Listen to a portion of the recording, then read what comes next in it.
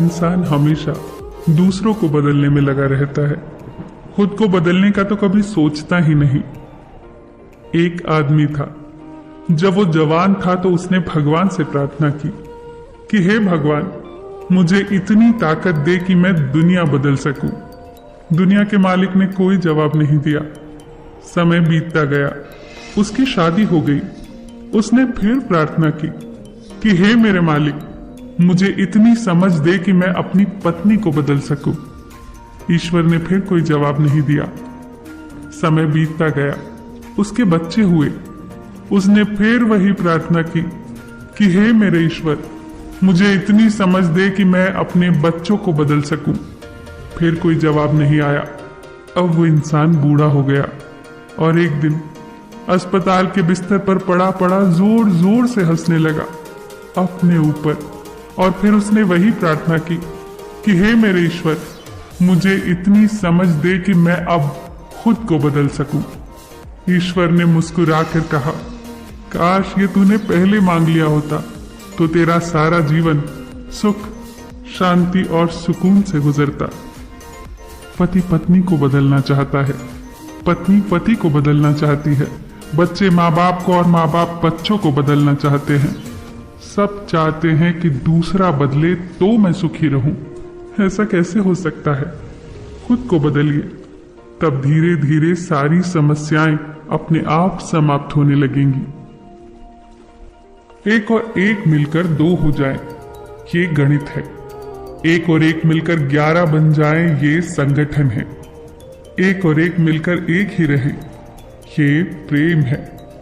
एक और एक मिलकर 0 हो जाए, ये आध्यात्म है।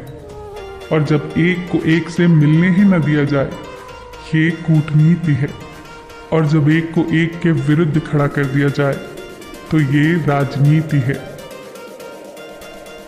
प्रेम क्या है और मोह क्या है? प्रेम में हम किसी के सुख की इच्छा करते हैं और मोह में हम किसी से सुख की इच्छा करते हैं।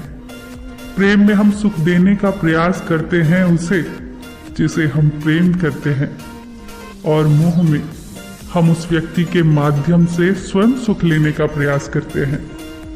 जब हमें कोई फूल पसंद आता है तो हम उसके पौधे को पानी से सींचते हैं ताकि वो फूल कई दिनों तक खिला रहे और ताजा रहे।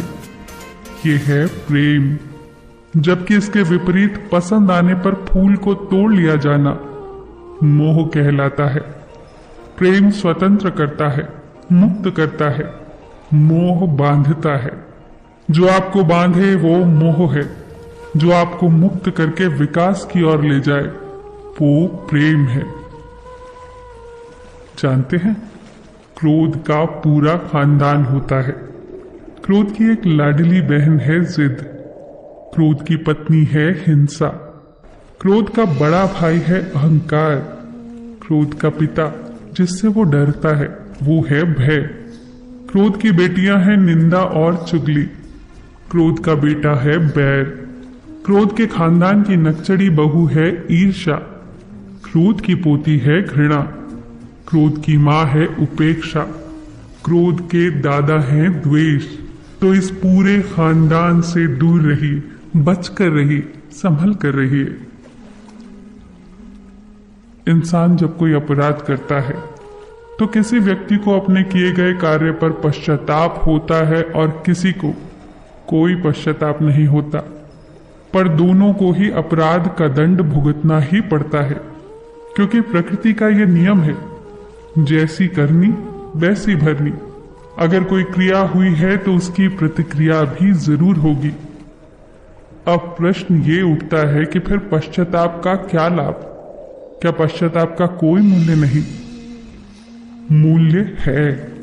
पश्चाताप और प्रायश्चित मनुष्य की आत्मा को बलवान करता है, आने वाले दंड को स्वीकार करने के लिए उसे तैयार करता है।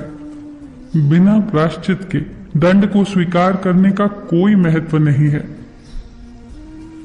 ये बातें बहुत महत्वपूर्ण है, ध्यान से सोचना, समझना और जीवन में उतारना। फिर मिलेंगे दोस्तों अगली ऐसी ही कुछ अनमोल बातों के साथ। तब तक के लिए अपना ख्याल रखना और हमेशा मुस्कुराते रहना।